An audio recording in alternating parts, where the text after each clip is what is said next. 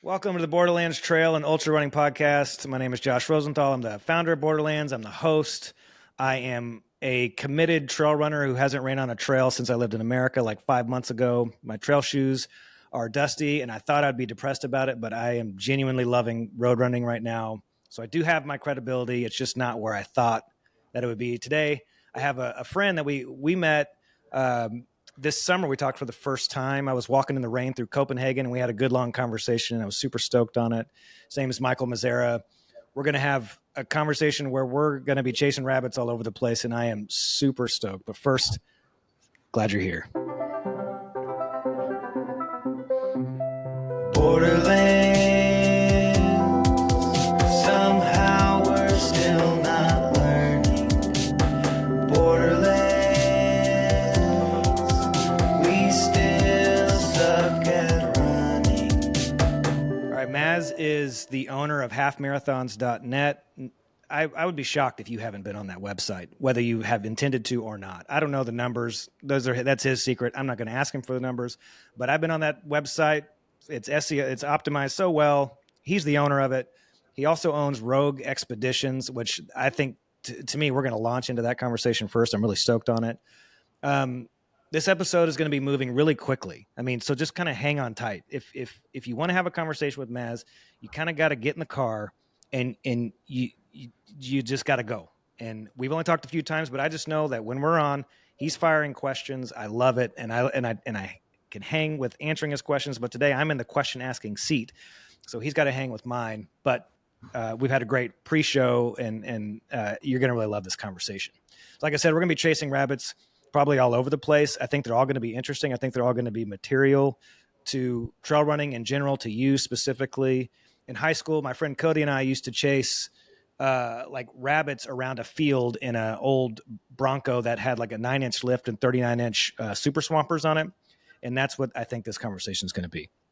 We'll talk about running in the most beautiful places in the world, running ultras, halves, half marathons, building better media experiences. I mean, it's just going to go, and it's going to be great. Before we do, though, I am super stoked to be hosting a run with Billy Yang and Floris Gearman in Salt Lake City on January 18th. I'm going to be in Salt Lake for 36 hours, and then I got to get back to Paris because my family's here and my kids are in school. I got to take them all around. But I'm going to come back, and we're going to do a live podcast with Billy, a 5K run with Billy, and you're all invited. You just have to go to Ultra Sign Up to register. I have that link in the show notes. That live podcast is going to be super cool. I mean, very few of us can tell our story as ultra runners without mentioning Billy in some way. So it's super special, and I'm stoked to be doing it. Okay. Next up, Maz, glad that you are with me today.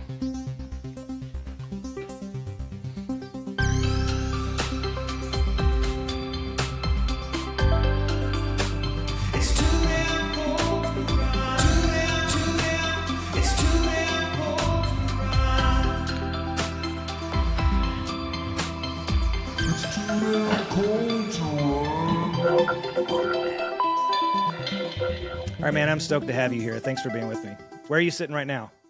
I'm in Austin, Texas, and thanks for having me. And yeah, I'll say the reason I think a lot about networking and just reaching out to people. And I think from owning halfmarathons.net for the last, however many months, years, I'd always been thinking a lot about how to reframe the race experience. Yeah. And I think a lot of times what onboarded me into running was this concept of like the marathon. Yeah. And it's funny, like you and Tommy talked about it last time, which is people just kind of like blindly pick a race distance and they're like, this is what I'm going to do. Yeah. It ended up being like a bad thing physically for me because I thought it was all like mind over matter. Yeah. But like mentally, it actually got me to this place of like, holy cow, like marathons are incredible as like a concept, like an onboarding mechanism where nobody's like actually doing the marketing for like quote unquote marathons. And so then, you look at like the Abbott World Majors and you're like, this is unbelievable. They account for like 50% of marathon registrations worldwide. What a like phenomenon. Mm-hmm. And then there's just like this massive gap between everybody else. And I think we had entered into this age where people had become better at generating content. and at creating ubiquity of brand, because everybody kind of went to the same well. You'd go to like Facebook, or you'd go to halfmarathons.net, and you'd like look for races. Yeah. And I was like, well, there's clearly a way to elevate races to this perspective by better content activations, or like how you think about positioning your race outside of distance and location. And I think you were the first person that I really saw take an entrepreneurial mindset to it, with like a tremendous amount of like storytelling and an exceptional amount of like branding wherewithal. And I was like, holy cow, this guy must be like thinking about the same stuff that I'm thinking about all the time. All the time.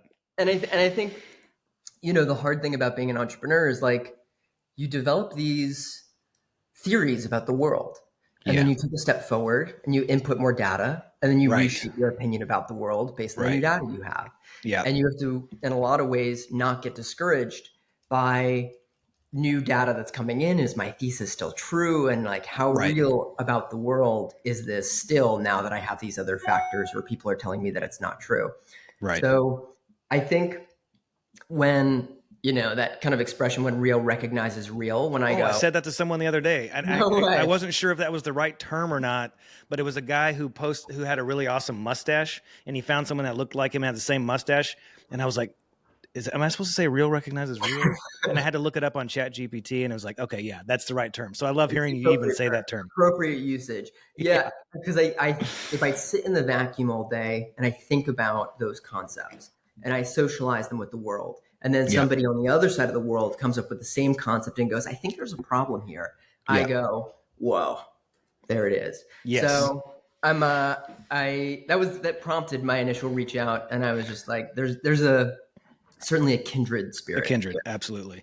Yeah. Yeah, and I think there's and my mind goes to so many different places, but my initial spot is like, how does anybody know anything? Like these theories of knowledge. And so you like break it all the way back. And how do you know something? And a lot of times with entrepreneurship is that it starts with your gut, but then you've got to bring in all these other ways of knowing, like mentors and empirical, like studying and observation and all these sorts of things. But yeah, the first thought is always like, oh man, could I do a better version of that? Or should I buy halfmarathons.net? Cause I could take that thing and make it better. I'm not sure that I know exactly, but I feel that I can. And then you start to like go into the world, go into that and prove it.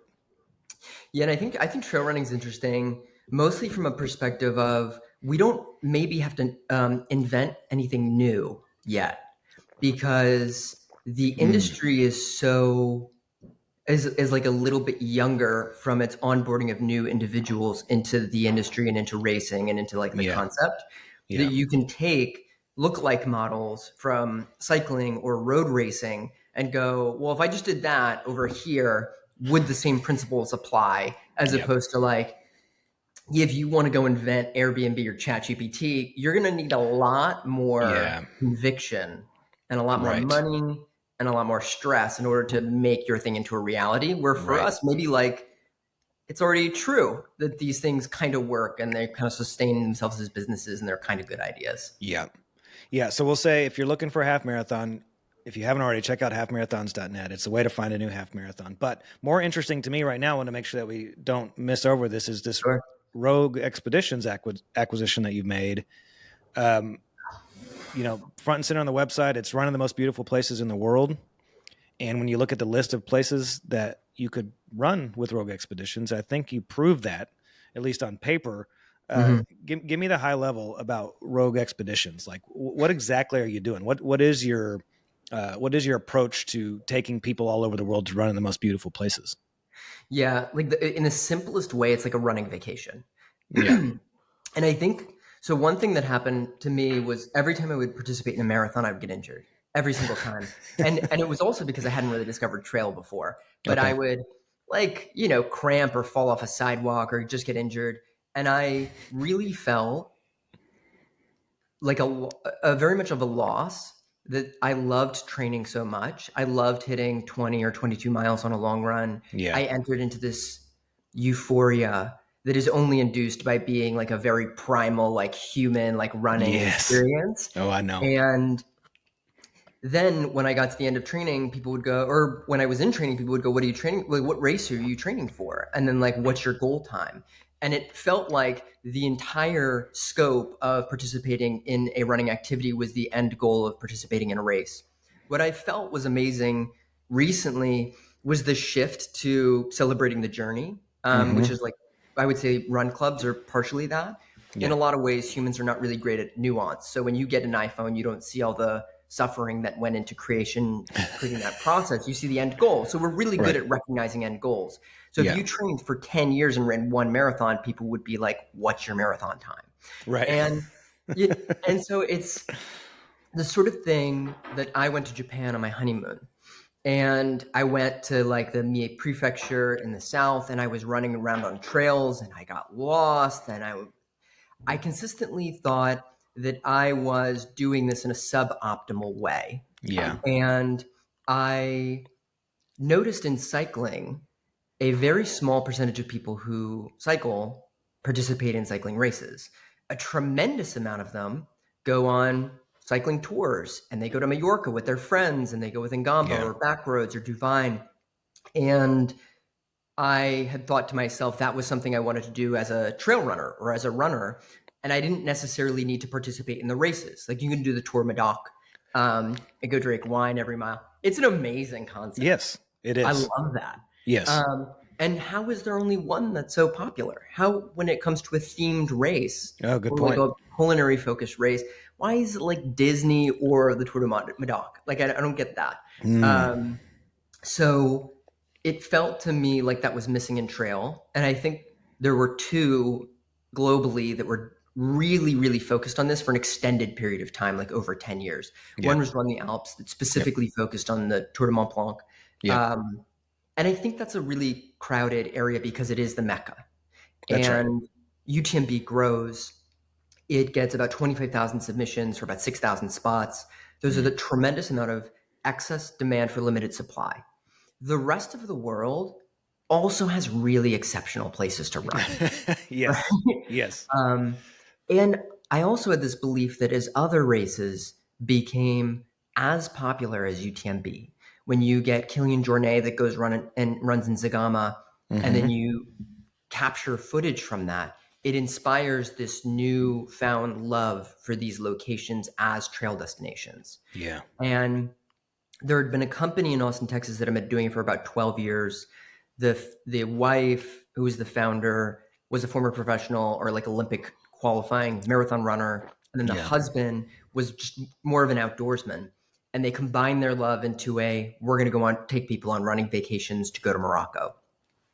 And since then, it's turned into 15 or 16 locations, 30 trips a year. We'll probably do 40 next year.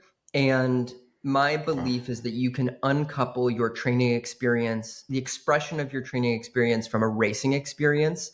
And if you go to UTMB and you're doing racing for somewhere between 19 and 43 hours, you're really not going to get to see the trails. That's right. And if you're doing comrades, it's kind of the same way. There's a race experience, but also, the Strava recap just came out, I think yesterday.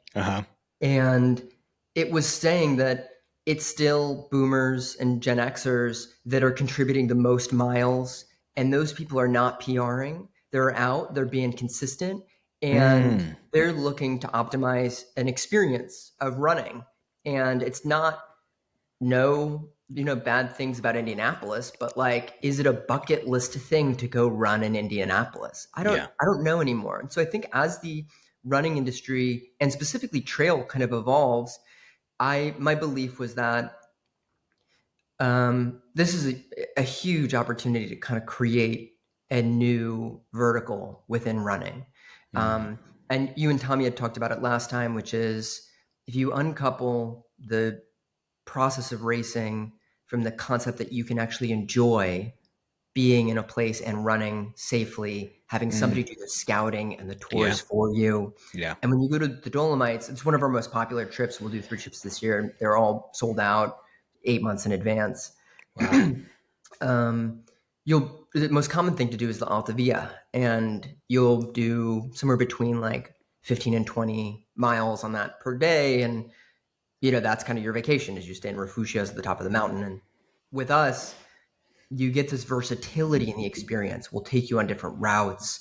We'll do the Trichime and the Cinque Terre, and then we'll drive you from one location to another. We'll make sure you have 5 quality meals. Our final night, we're doing like between a 7 and a 9-course meal at like this Hotel Anita, run by Anita for the last 60 years.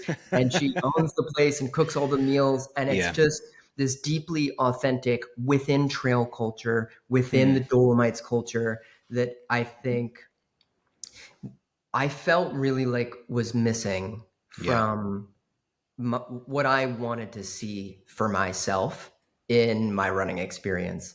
So I acquired that company in August of this year. Okay. And but personally, it's been a dream, just a blessing to be able to do something like that. But the same way that you think about creating something new in the world, it's also pattern matching. It's also force of will. It's also, this is a new narrative by which I'm introducing to the world. And so going on podcasts like this, that is really well respected within the industry, is such an important component to it. Well, what are these, I mean, Rogue, what are you selling? I mean, it feels like, the experience has to be smooth, but like in the end, like what's the outcome? Like what's the sell? What are you selling? Like, you know what I mean? Like it feels like what I'm getting at is that it's not running, but they are running. It is running. Is it belonging? I think it's the ability to experience the most beautiful places on earth in a way that you could only do it on foot through your runs. And if you think about that, like Tokyo is beautiful, but if you go out to like the Japanese Alps, you're just like, I can't even believe this exists. It's like another planet. Yeah. And when you go run around a city, you've been doing a bunch of road running in France. Yeah. You get this certain level of like intimacy with a city. Like you look in bakeries and you totally see this. It's a totally different experience than. And I ran the New York City Marathon and I didn't see a single thing, and I cried the whole time, and I like, you know what I mean? And I was lucky that I'd been living in Brooklyn for 10 years, that it didn't really matter. But if I went to another place, I'd mostly be stressed and try to hit a time. And what I'm saying instead is, man, the most beautiful places on earth in a lot of ways are on top of mountains. They're right next to lakes. They're on ocean sides. The end of the run, you come to a place where it's going to be featured on chef's table because it's a multi-generational taco stand right on the beach of Playa del Carmen.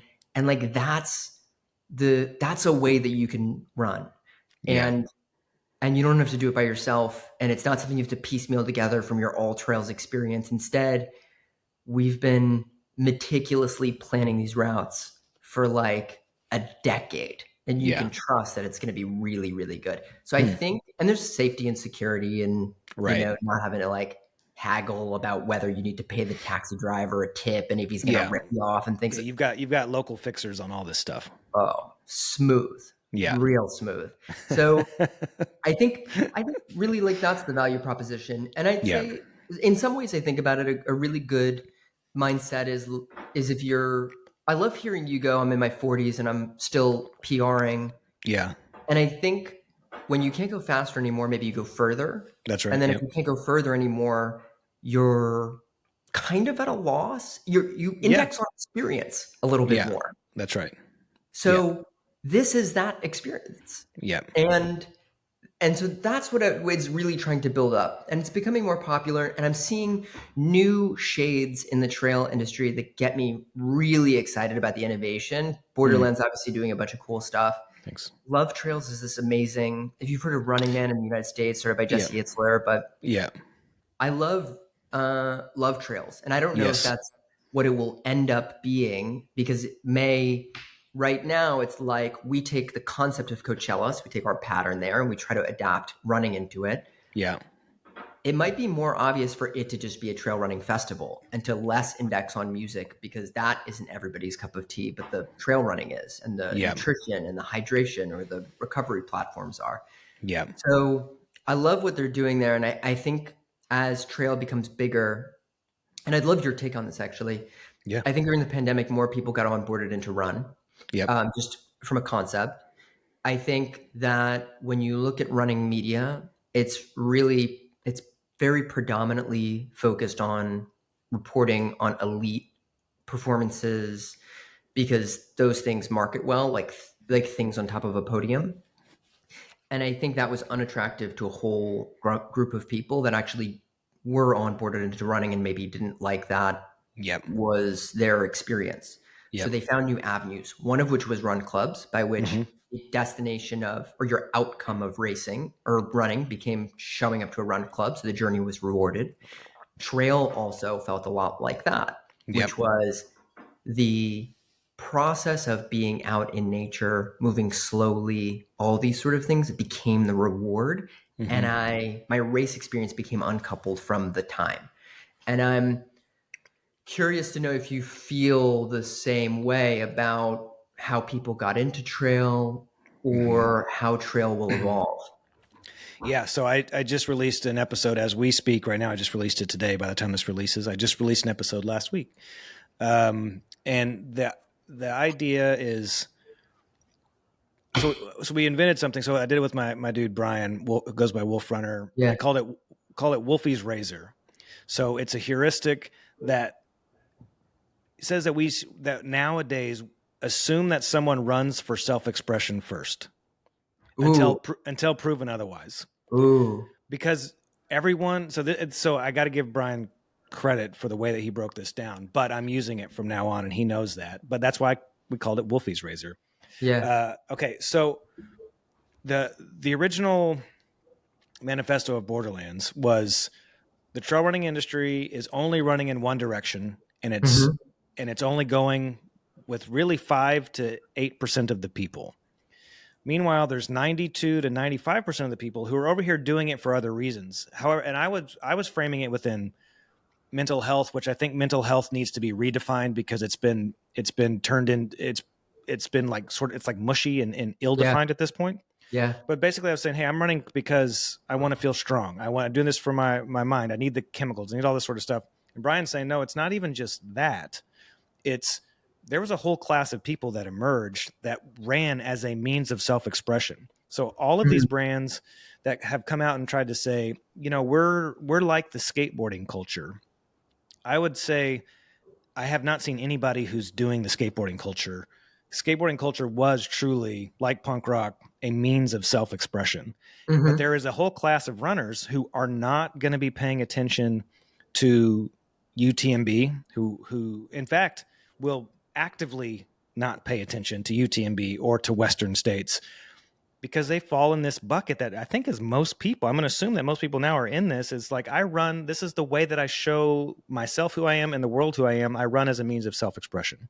So that's my, that's stuff that's kind of like swirling in my head right now. And I think I agree with it. And you see brands that are marketing as means of self-expressions as the ones who seem to be most out front right now. Who comes to mind?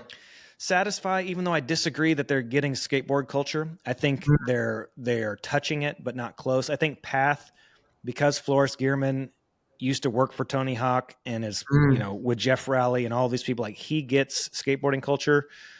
But it seems like, gosh, I think of Soar.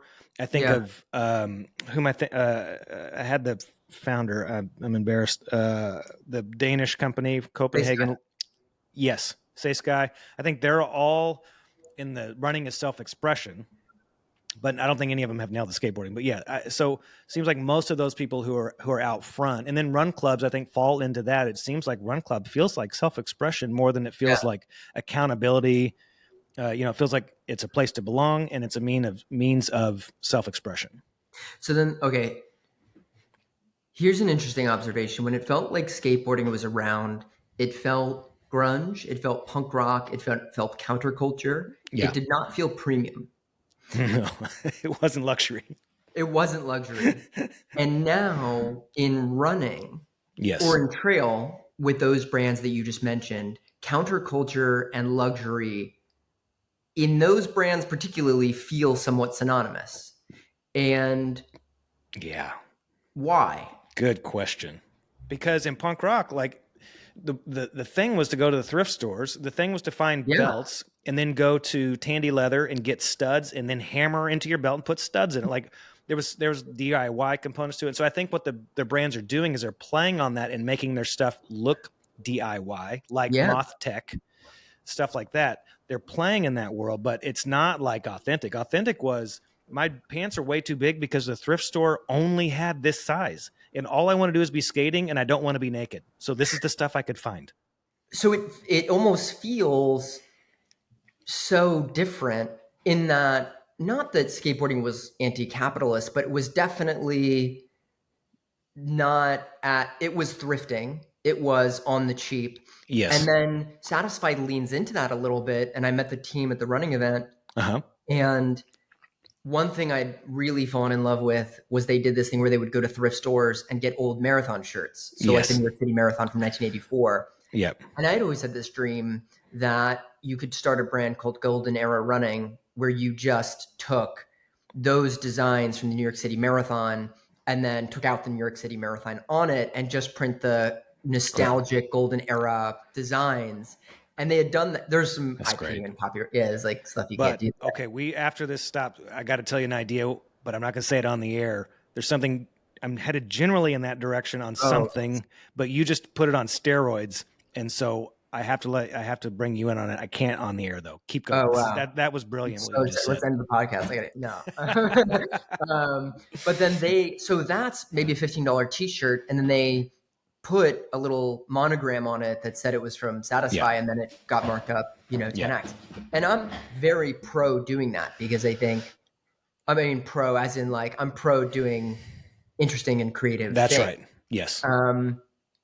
But it's just interesting to see that the only way to be punk rock is to also spend a lot of money on it. One thought could be it's a smaller total addressable audience. And so in order to invest into a higher quality material and better design, it actually just costs more to do.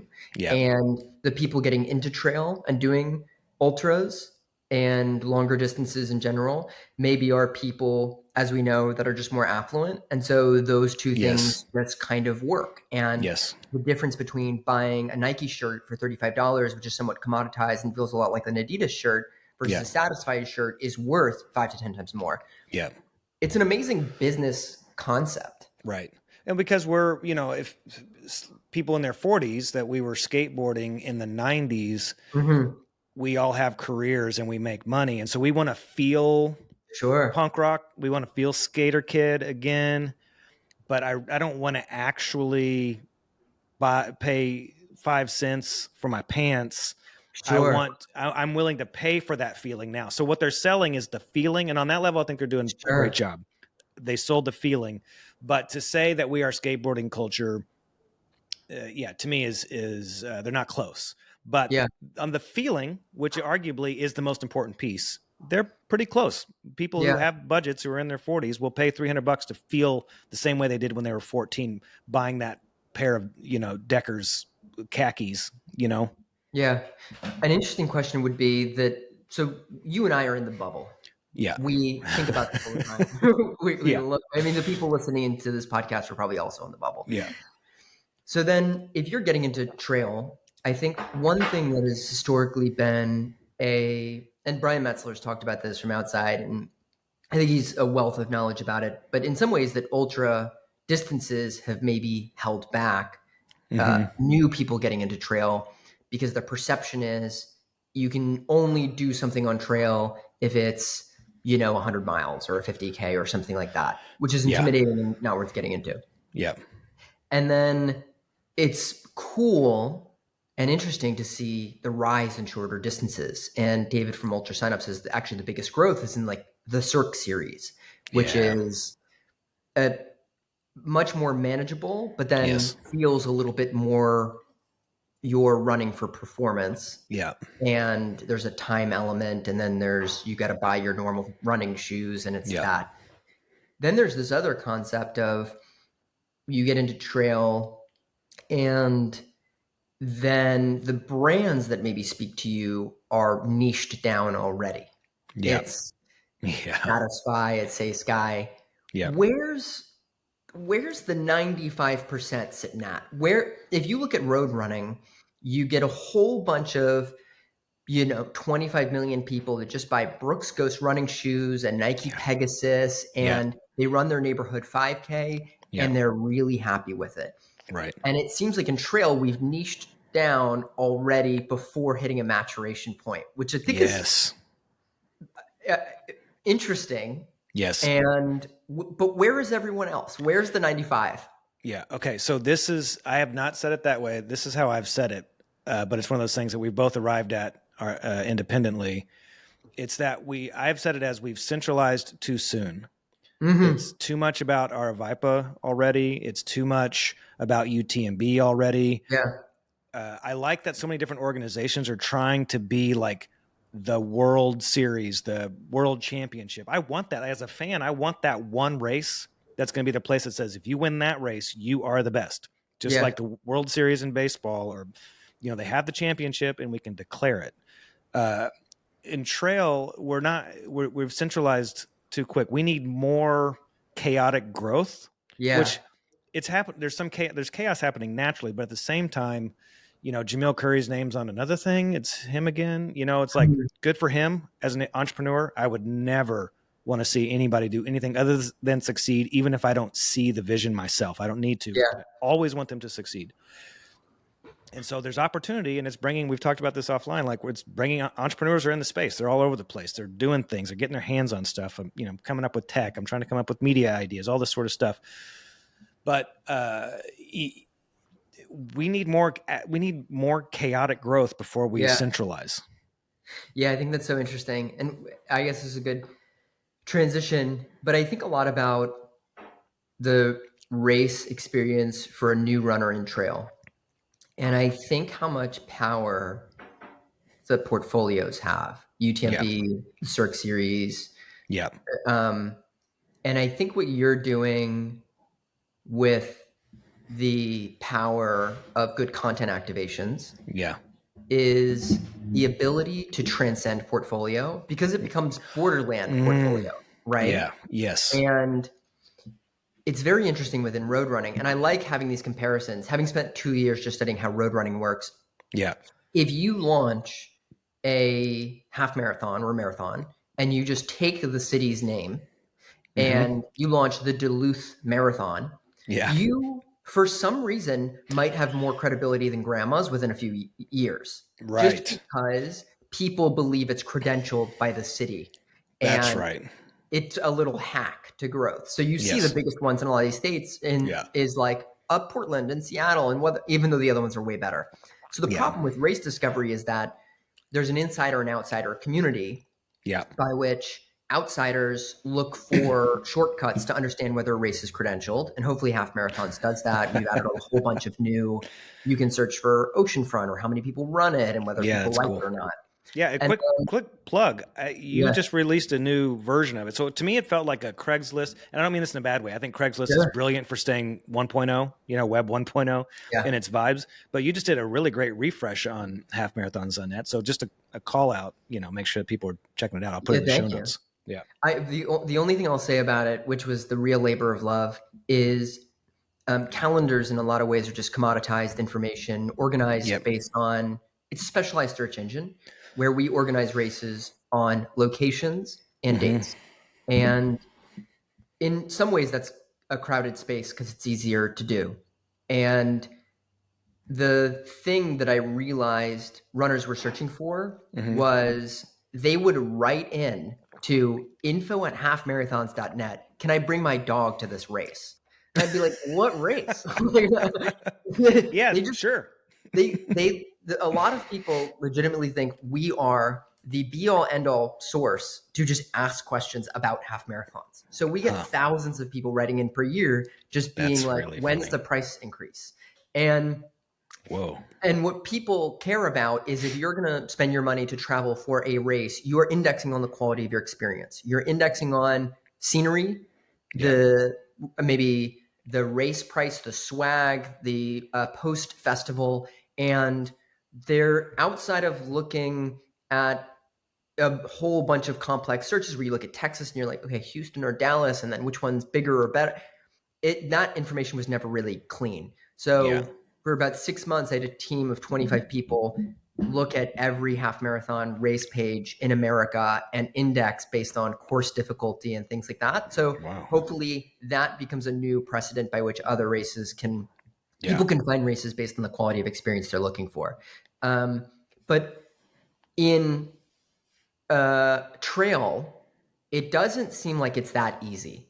You can't just launch the Salt Lake City Trail Half Marathon and be the best race there. It seems like there's a lot more nuance. Yeah. And these, for a new runner, you're maybe introduced through a credentialed portfolio, through the fact that, I don't know, Hard Rock and Leadville carry a lot of the panache. They have a lot of demand for the amount of supply that they have. Yeah. And then there's this whole landscape of how does any other race hit somebody's radar. And I love, and I hope you can talk about at least a little bit more on this. Yeah. I've always been really obsessed with the idea of the content activation, which is if you take a similar model that's worked on talk radio, like what you're doing here, or an interview show, could you transport that to a new location, a new venue, and have people be like, oh my gosh, this is Jay Leno interviewing somebody at the finish line of Hard Rock, and they're asking questions like, what are you running from? Totally. Man on the street type stuff. Yeah. Or back of the pack, where you go with the last person with a little handheld mic, and you're like, how are you feeling? Like, what's going on with your feet right now? You look we're going to call that sweeper cam. It's just such a fun, it adds this level of the human experience to the race experience in a way that's non-podium based. And it is so powerful when the value of trail is to be outside and to move as a human. And so I'm really curious about how you think about these content activations. Yeah. And so this is what you're alluding to is a dream right now called Robie House. Real quick though, your discussion about race discovery, how do people find races? Like in all of my market research, which I obsessed over, the reason I'm in Paris is because I'm surrounded by such awesome entrepreneurs here that I really love their energy and excitement. We were all building at the same time. We all had our own expertise, but this one market research guy named Bertrand just taught me how to really approach market research like a professional. And the thing that I found that people want the most is race discovery. And I've talked to Run Sign Up. I've talked to the guys at Ultra Sign Up. It's like, man, people want to find you think it's easy, but it's because we're in the bubble. But if we're going to grow the way that we need to grow, how do people outside the bubble find a new race? I am working on some solutions to that, but that to me, that is crazy. That's how that points back to, we can't centralize too quick. Even though I love Ultra Sign Up. Yeah. But if it all centralizes around Ultra Sign Up and Ultra Sign Up doesn't have a race discovery tool, then all of a sudden, how do people find out where to find a new race? It's like that highly centralized moment. They get to pick the winners. We're too young to let Aravipa pick the winner, to let Ultra Sign Up pick the winner. There need to be some other things that can come in and sort of like democratize race discovery on a larger scale. Okay, close parentheses. The media activation, Robie House. So if we go back to that, okay, 95% of the running world, the content I don't think is nailing them. I think it's interesting to the top 50%. It's nailing the top 5, top 8, nailing it. That, what Free Trail does at Western States, I love it. I obsess over it. But if we look at, what I want to do is I'm going to take the excitement around Western States, the energy there, and that the world, it's kind of getting this media. It's making it beyond the normal, let's say, standard deviation of the mean of who's paying attention. It's making it beyond at least one standard deviation. And so people are paying attention. Now I want to leverage that energy and bring in, best way I can characterize it is, if Free Trail's coverage is like a puzzle piece, it's got a unique odd shape, and that odd shape encompasses and explains everything they do. I want to build something that just comes up and fits neatly up against it. Zero overlap. So Free Trail dominates and nails the elite version of the sport, the performance version of the sport. Going back to Wolfie's Razor, But if the assumption is that that you're in it for self-expression, no one's nailing coverage for self-expression. Sure. No one's covering.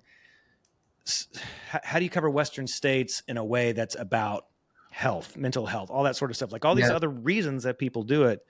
And so I'm going to build an activation around that with a lot of different ways. But the ultimate goal is to celebrate everything non-elite about the sport in a fun way. The way I've characterized it is, imagine David Letterman has a baby with Jackass and it's a non-elite runner. Like it's just, and that encompasses a lot of, we want to laugh. We're out there having a good time. And I just want to I'm going to let free trail be free trail, let that be let I Run Far do what they do, because they do it well, but there's a whole piece that's missing. And that's the piece that I want to come in and be a part of. I'm so interested. And if there's, any way I can help, but I think the content that's always really grabbed me and that I'll send around to non-runners is non-elite content. Yes. Lucy's Dad, if you've watched that one, which is about Ash Bartholomew, who's Lucy Bartholomew's dad. Yes. I think he ran maybe Western States. Yeah, something like that. Yeah. It was about him DNFing. But it was a story about a 65-year-old father and his relationship with his daughter. And he came in after the cutoff. He didn't win anything. And it was the only thing where my mom was like, I could do a race. And this is brilliant. I've never thought of it this way. The stuff that you share to non-runners is the non-elite stuff. Holy cow. I will watch it maybe 2 or 3 times a year and send it to new people just because I go, isn't it incredible? Isn't it incredible that humans can do this? Isn't it incredible that this story transcends trail? And you were talking the other day about having like a Super Bowl, like a football game type thing on the holiday. Yes. One thing I thought about that was, unless you're the Bartholomews, it's hard to think that there's a multi-generational love of trail running where that everybody could sit around and watch the same thing. Yeah. And in the same way that football, where your parents and parents' were all Steelers fans. Yes. And so you got to figure out multi-generational appeal. Totally. And that's exciting. That's such a cool concept. And so our multi-generational parents and parents understand talk show formats.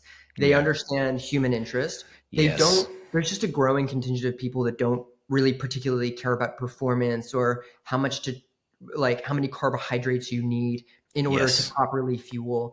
They want to know that it is a radical sense of self-expression. They want to see people break down and push past that. Yeah. And they don't need to know anything else. And that's amazing storytelling. In fact, the Jim doing circumnavigating the UTMB in 19 and a half hours is lost on them. Totally. But you see the world's most impressive ultra runner at mile 17, somewhat delusional, in a lot of pain. And you go, this race must be so hard. Yeah. If the best person who's ever run this race is having this much of a problem. Yeah. And it just gives you a different sense of what your children or what your friends are going through when they go out and do this stuff. Because otherwise, man, I have a friend who ran Moab 240 and he's been such a source of inspiration. And just the fact that he did it is in 40 or 50 hours.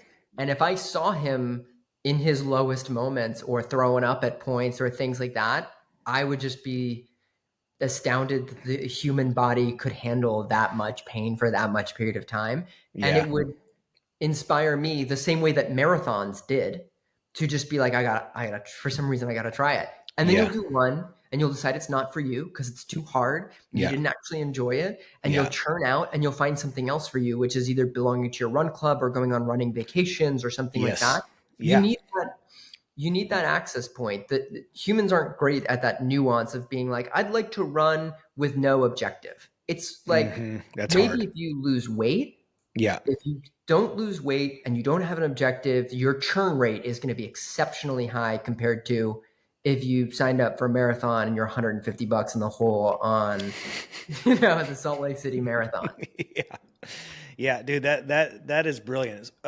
So the stuff that I want to do, like as I've been floating this deck around to brands and to personalities to come join me, because I'm gonna get brands to support it if I have the personalities, but I can't get Sure. personalities to commit without the money, so I need the brands, and so it's like a chicken or egg thing I'm working through here, Sure.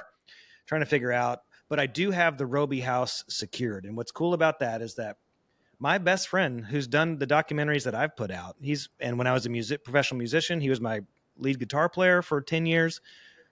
His name is Ben Robie. And Okay.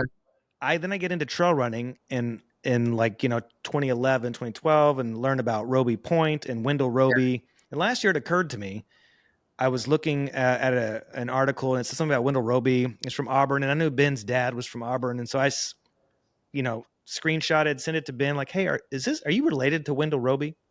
And he sends it to his dad. He's like, yeah, that's my cousin. I Mm-hmm. was like, wait a second. So the guy who started the 100-mile like wanted to make Auburn the endurance capital of the world, the origin of the 100-mile distance, that's your cousin? It's like, yeah. It's like, is that? And then he has a cabin in Tahoe. And I was like, hey, that cabin in Tahoe that's owned by the Robie family, is that a Robie? Like, it's like, oh yeah, Wendell owned a lumber yard. The house was prefabricated at Wendell's lumber yard and then taken over there. And we played on the American River all growing up. That Wendell gave us a key and access to his. I was like, oh my God, Mm-hmm. can I use that for a Western States activation? Wow. And they were like, yeah. So it's booked, it's set. I've got the production film crew. I've got everything like set. I need the people to Yeah. commit, and then I need the money. But to do it at the Robie House, my dream would be that Western States reaches out and says, hey, what makes you think that you can use the Robie name? Mm. To which my response would be, no, what makes you think that you can use the Robie name? Because this is the actual, like, this guy started the Tevis Cup. Yeah. It becomes Western States 100. He was the one that, so Gordy Ainsley wasn't the first person to run the 100-mile distance at the Tevis Cup. It was this group of military guys like the year before, 2 years before. Gordy Ainsley only ran 89 miles. He didn't do the full 100 miles. So Mm-hmm. there's all sorts of like interesting story component to this that is countercultural, Yeah. that I'm like towing the line of, I don't want to be disrespectful to it, but I also want to be like, hey, look, Wendell Robie and Gordy wasn't the first, and all this sort of stuff that just sort of like encapsulates and brings in all of this interesting stuff that represents everybody else in the sport. Hey, we're having fun here. There's a David Letterman component. There's a Jackass component. There's a, group run component. There's, a daily bad runner's take with like legends of the sport that transcend just the elite. And it's just an all day media thing, and then some in-person stuff. And we'll do like a wine dinner. And like this is, I used to do this stuff at Sundance. When I owned a coffee roasting company, Sure. I would do coffee shops on Main Street of Sundance, and it would just be absolute chaos activations with Airbnb. And I don't even remember if we did it for 4 years in a row. I just want to bring all that energy to Western States because it deserves it. Yeah. Those Sundance and all the film festivals have such I mean, there's also Davos, and I've known some people who worked for the World Economic Forum, and they said like 600 people are actually invited to Davos, but there's 40,000 people like Meta that rent out houses in And they do activation type stuff. do activations and host people and do things. And I think the amazing thing is some of that exists already around UTMB, and there's a lot of these pop-up experiences, but bringing it as a consistent experience by which Runner's World will do it at the New York City Marathon. I don't really know if it has an identity or a personality or I think to know worth showing up for. And if I went to Western States this year, maybe the dream outcome is that it's the sort of thing that people want to show up next year, even if they're not participating or spectating or whatever, because the Robie House is such a fun experience into trail culture without being too intimidating. Yes. And so it's not, because it's done, so I don't mean this in a negative way, but it's not me getting the top 5 favorite men, the top 5 favorite women, and sitting down and having a strategic conversation about what their plan is. There's a place for that, and people are already doing it really well. Yeah. But let's not forget that this sport is fun and that 95% of us suck at it. And so it's fun to watch them. We want to hear about how great they're going to be. but man, there's so much more to the sport. And if there's all this attention already on Western states, what if we can capture some of that? And then we do we're not going to do a necessarily live in race. We're going to do an ABC Wide World of Sports thing where we get in and we follow back of the pack. If we can get media credentials, follow the back of the pack, sweeper cams, interviews with, all the stuff that I paced a guy at Western States one year, and you watch it and you don't realize that it's still 100 miles and how hard it is because the elites make it look so easy. Yeah. And my guy DNF'd and we were toward the back and it's like, oh my God, this is a really hard race. But when you see Jim running a 6-minute mile past the elementary school, it's like, you don't realize how hard it is. Yeah. So let's show off how hard this is and like get in with all those people who are suffering and struggling. And those are now using your words, like that's the multi-generational part that translates to anybody, regardless if they're in the sport or not. Yeah. What's the dream outcome for specific, if you got the guests that you wanted, the formats that you wanted, and at 6 months after it happened, you could, in some metaphysical way, have all the data on what happened because of that activation, or how you impacted consumer sentiment, or how many new people started running or racing. Yeah. What's the answer to that for you? Or is it okay being undefined and ethereal? Oh no, my dream, unfortunately, it's like, this is a test of concept. So then I want this to be a media concept for hire, essentially. However, I really want to go do it, whether there's so the way to do this is, rogue, is to go in after it and not be officially affiliated with the race. Yeah.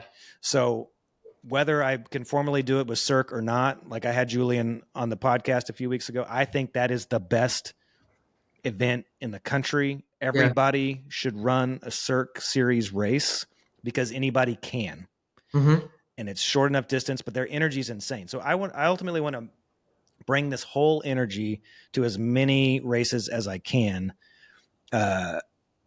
through around the world. So if we can really truly build like a really fun David Letterman, Jackass type thing, I want to do it in as many places with as many personalities leading it as possible.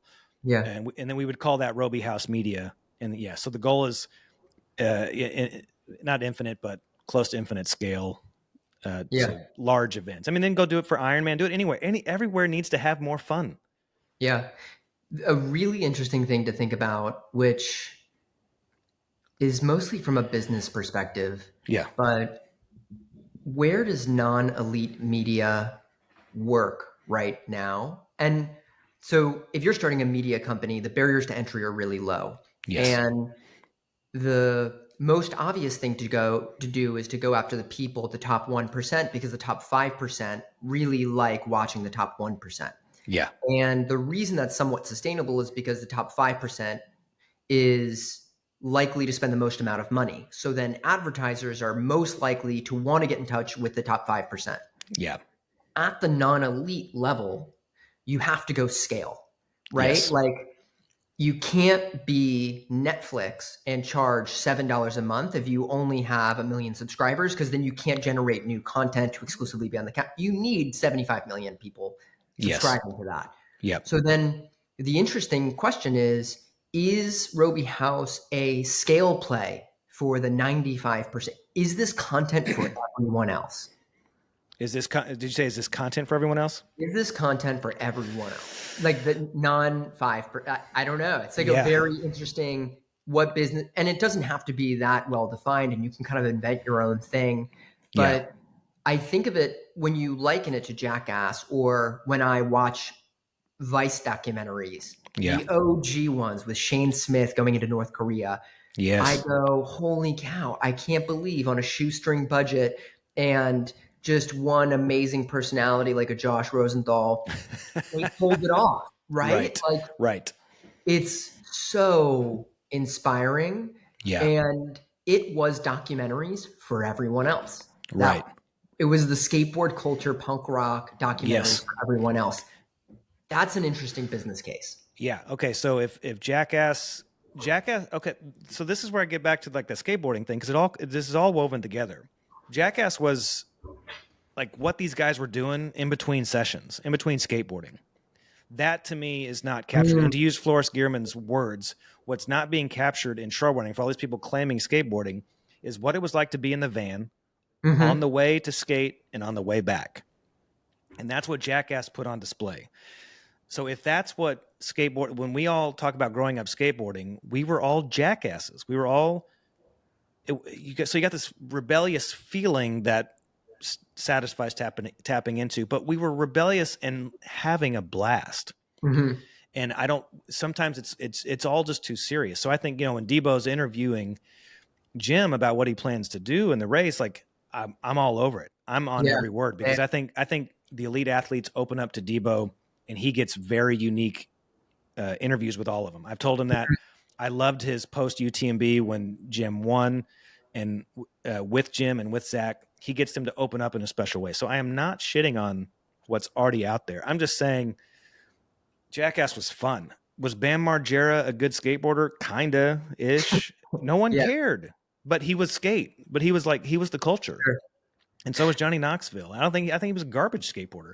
Jason Lee, I mean, he was before, like Mallrats, he was a professional skateboarder. There's some great old VHS tapes of him. So the spirit of all of that, and so I'm not looking to like put people in roller skates and put them in the back of a box truck and drive around town, even though that's some of the funniest stuff out there.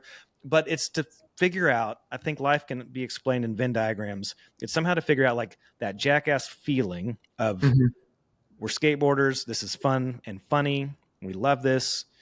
And like the overlap of being a jackass and trail running. What is that?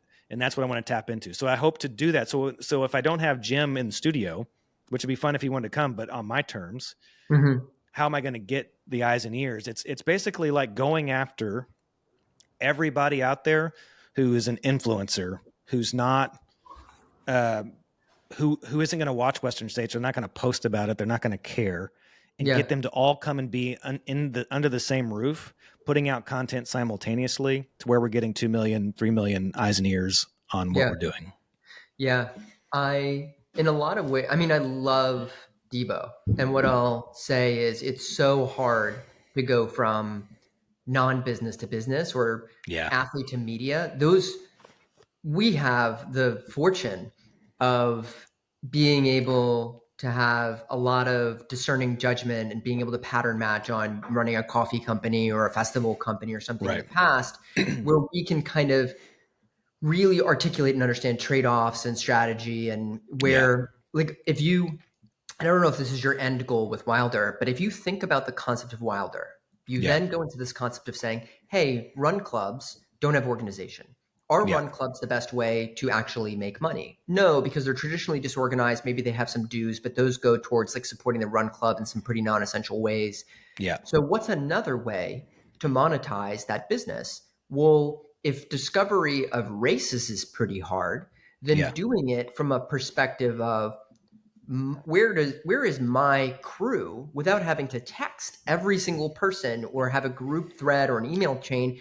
What's all on their calendar for the year, so I can maybe hop in or coordinate travel or something like that. And then is that valuable to races? That is the club organization or club or social discovery is a loss leader for something much more valuable, which is instruction. You know what I mean? That's a pretty sophisticated non-one-to-one model that you would go, oh, we're going to get everybody onto a online Facebook, and then 10 years down the line, it's going to be an advertising company. It's one of those things. Right. I think the other content stuff I really love thinking about is Dave Portnoy. And he is not a culinary expert. No. And his pizza reviews. Sports expert. But for some reason, he's innovated in personality and format enough where that after the 11,000th pizza, in 30 seconds, you know his standard, that it's credentialed, and people will flock to the things that he says or does because he's just kind of established credibility and he stands behind those principles.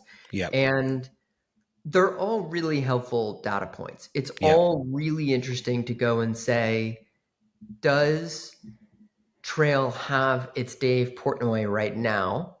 What does Dave offer to the pizza or the sports community? And is that something that trail would be interested in or could be leveraged for trail. I like the fact that Robie House is kind of this flexible concept by which it's activations, it's engagements with uh, athletes, but I could see a future where you are seeding your athletes into it to story. They're good athletes, but maybe they're greater personalities. The same way, like a Tim Tollefson comes to mind. Fantastic personality, great runner. Exactly right. Yeah. So you're everybody else's story. You're the Ash Bartholomew's of the world. Yeah. And we can't all be Killian Jornet. And if you had a roster of this, I mean, that's how Nick Baer started with his company, and then he puts races on the map. So I think you're in a very powerful position with how you're thinking about this. Yeah. My guess is it's going to be painful for a little period of time while people go, I don't really get it because it doesn't look like the other things yet. Yep. And I haven't seen it. Yep. And so your life cycle is going to be longer. Yep. But I think you're right. My hope on that is that the right people are on the bus. Yeah. To where there's grace. Because if it's like, oh, that guy, I don't get this, but that guy's there and I've trusted him for a long time. I've trusted her for a long time. So I'm going to take that. That's how I'm pursuing this. All the people I'm pursuing to come be there with me is like, they're trusted. Mm-hmm. So, and when I explain it to them, I'm thankful at this point. They're not saying, wait, give me more detail. It's just like the high level. They're just like, okay, you're trying to talk to everybody else. You're trying to talk to who I talk to. And at scale, and we're going to bring people in, and hopefully there's going to be like the outcome is going to be greater than the sum of its parts. Like, okay, I'm into that. So that's what I'm hoping is, there's going to be this weird, awkward, slow start, but there's the right people on camera. My technical director, Ben Robie, right people behind the camera. And then I'm placing the right, like, writers in place and conceptors of content, because it's not just going to be, all right, we got to get the right people in the room. And then it's a really great question asker. Yeah. Like that's being done. We got great question askers out there. It's got to be more programmed than that. And so it's going to be like unintentionally cringy as we're working through it. And then we're going to have the right people there to say, okay, I don't mind looking a little stupid. Let's try this. Does it make sense? So Borderlands is obviously the ability to experience Josh and how he's high integrity and what kind of questions he asks and what's it like to experience him interviewing somebody and what's it like to be on camera. Yeah. I don't think I've really seen shades of that for what you're like. I think there's a disconnect between Borderlands and the concept of the Robie House right now. Maybe because it's under lock and key and you're still perfecting it and there's something else there. But I would guess that a sampler or starting to introduce that new concept early on. Good point. So people go, now it's a content activation. Give them some imagination. Now I don't need to wonder what's going on at this thing and whether it's brand safe. And that's smart. Then you come up with a segment or a talking point. If you watch, I love the Barstool Sunday Conversations with Caleb Presley. He gets his sponsor. Those are painful. Yeah. Those are so good. My God. They're so fun though, because he's like, do you mind if we do a new segment presented by Mamitas? And he'll do it like 3 times. Yeah. And they're like, I thought we just did the segment. Yeah. And the dude eating the ice cream, I so want to rip that off. Like that's so funny. So smart. It's so funny and endearing. Yeah. And I watch everyone within the seconds that it comes out. But also I love the way they integrate advertisers. I'll watch every ad read. I just listened to Mr. Beast go to Antarctica, and he climbed up to a mountain that had never been climbed before in Antarctica, and he named it Shopify Mountain, and he was naming it on the way up the mountain. I was like, I gotta watch this ad read. And I think you'll get to a point, or I'm excited to see you get to the point where you can take these amazing content creators or these formats and you can introduce them through your own goodwill that you've been building here. Yeah. In terms of people believing in you as a content creator and that you're here for the long haul or whatever people actually want to see. Yeah, what they want. But dude, that's so smart to say, like, point at something. That's so smart. That's the way to do it. That's the way to think about it. It's a thought. Could totally be wrong. It's a thought. It's my thought, but that's all I can really say about it. Now, hey, we got to do this again. This is too good. It was as expected. There were rabbits. It was fire hose like, but always energizing and always good to talk with you. So let's get another one of these on the calendar.